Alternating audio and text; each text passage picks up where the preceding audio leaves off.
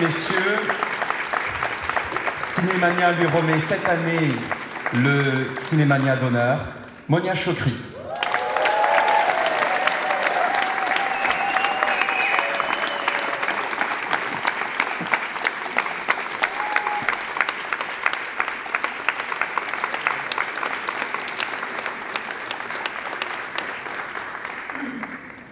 Merci Patrick, je suis très touchée qu'il était temps de faire tout ça et de mettre bout à bout mes mauvais looks de l'époque. Non mais plus sérieusement, je suis très émue, c'est très étrange, j'ai l'impression que je suis presque un pied dans la tombe, mais j'imagine que c'est un mi-parcours. Merci infiniment à l'équipe de Cinémania, à Guilhem en première ligne de m'offrir ce prix qui me touche infiniment, mais aussi d'avoir programmé ces films qui me tiennent à cœur, dans lesquels j'ai travaillé comme actrice cette année. Donc merci à toute l'équipe.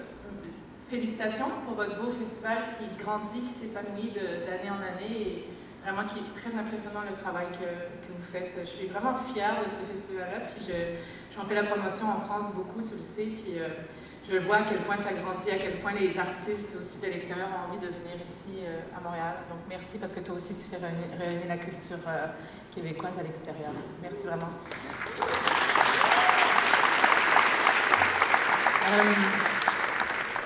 Merci aussi, Monsieur le ministre, pour votre discours. Ça m'a émue, surtout quand évidemment vous avez parlé de ma maman.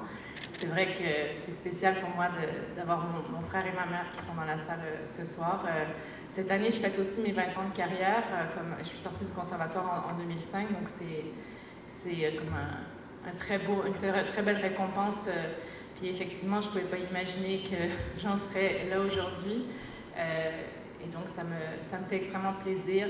Il y a aussi ce prix qui fait rayonner à l'extérieur. Et puis, je voudrais aussi souligner le fait qu'il y a aussi beaucoup de jeunes femmes artistes qui aujourd'hui rayonnent à l'extérieur en ma compagnie, que ce soit Ariane Mouissez, que ce soit Némon, que ce soit Sophie de Raspe, Sophie Dupuis. Il y a énormément de femmes cinéastes aussi, ou des chanteuses, des actrices, Magali Pigmonto, Sarah Monpetit, Charlotte Gardin. Donc c'est assez beau de voir qu'on est apprécié à l'extérieur de nos contrées, mais il y a quelque chose qui revient beaucoup aussi, c'est notre rapport à la liberté.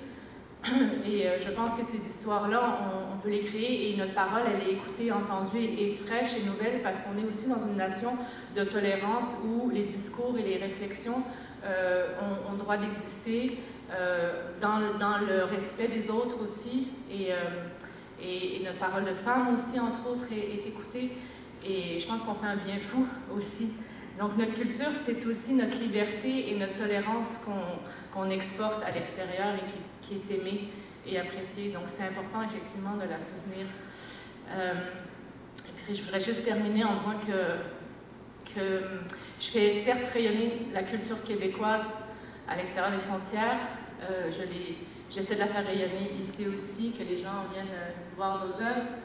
Mais moi je suis une fille d'immigrants, puis maintenant, je fais rayonner ma culture québécoise et je suis une fierté, mais c'est aussi parce que mon papa a eu le droit de venir ici, de s'installer et de me donner cette éducation québécoise.